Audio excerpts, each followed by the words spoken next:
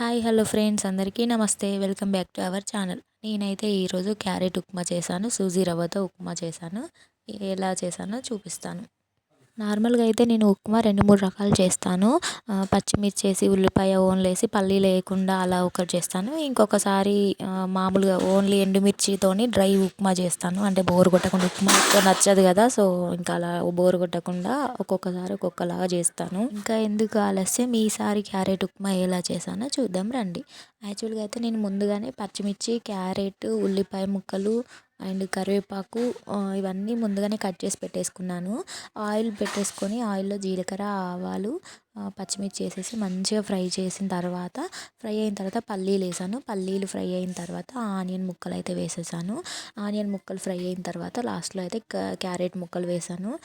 ఇవన్నీ ఒక 2 మినిట్స్ అయితే మంచిగా ఫ్రై అయ్యాలి. క్యారెట్ అయితే స్మెల్ రాకుండా ఉండడం కోసం అయితే ఆయిల్లో మంచిగా ఫ్రై చేయాలి.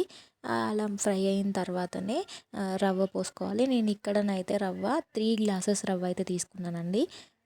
ఇక్కడ చూడండి, యాక్చువల్గా మామూలుగా అయితే ఈ ఫ్రై అయిన వాటిలల్లో వాటర్ పోసుకొని, వాటర్ మరిగిన తర్వాత సాల్ట్ వేసి అప్పుడు రవ్వ పోస్తారు. కాకపోతే నేనైతే కొంచెం ఇలా డిఫరెంట్గా చేస్తాను ఎప్పుడైనా. ఎందుకంటే పచ్చి రవ్వని డైరెక్ట్ మరిగే వాటర్లో పోస్తే ఉండలు ఉండలుగా, ముద్దలు ముద్దలుగా కట్టిద్ది.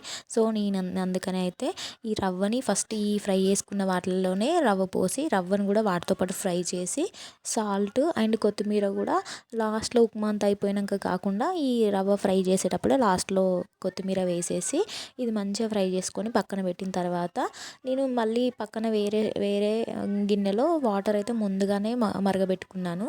ఆ మరగబెట్టుకున్న వాటర్ని ఇందులో మంచిగా ఇవి ఫ్రై అయిన తర్వాత కొంచెం అన్నీ క్రిస్పీగా మంచిగా ఫ్రై అయిన తర్వాతనే నేను ఆ వాటర్ని అయితే ఇందులో పోసేసాను. ఇలా ఒకసారి ట్రై చేసి చూడండి, డిఫరెంట్గా ఉంటే. నేనైతే స్టార్టింగ్ నుంచి ఇలానే చేస్తాను. ఫస్ట్ మరిగే వాటర్ని ఈ రవ్వలో పోస్తాను తప్ప ఎప్పుడు వాటర్ని పెట్టేసుకొని అందులో అయితే రవ్వ ఎప్పుడు పోయలేదు.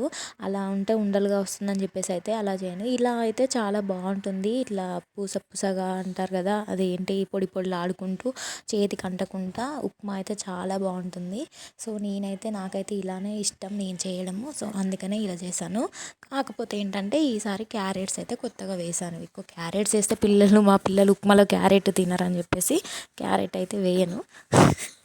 వాటర్ పోసిన తర్వాత మంచిగా కలుపుకోవాలి. మొత్తం కంప్లీట్గా అసలు ఉండలుగా లేకుండా మంచిగా కలిపేసుకొని మూత అయితే పెట్టుకోవాలి.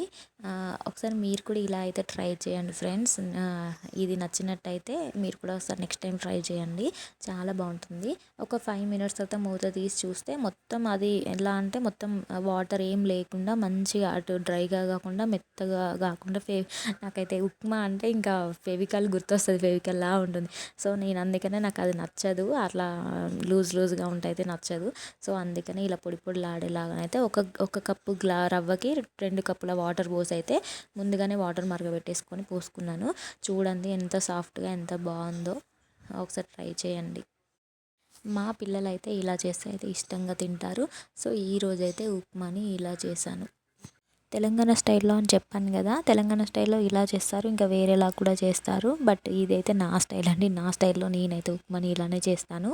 ఈ వీడియో మీకు నచ్చినట్టయితే లైక్ చేయండి, షేర్ చేయండి, సబ్స్క్రైబ్ చేయండి. Thank you for watching.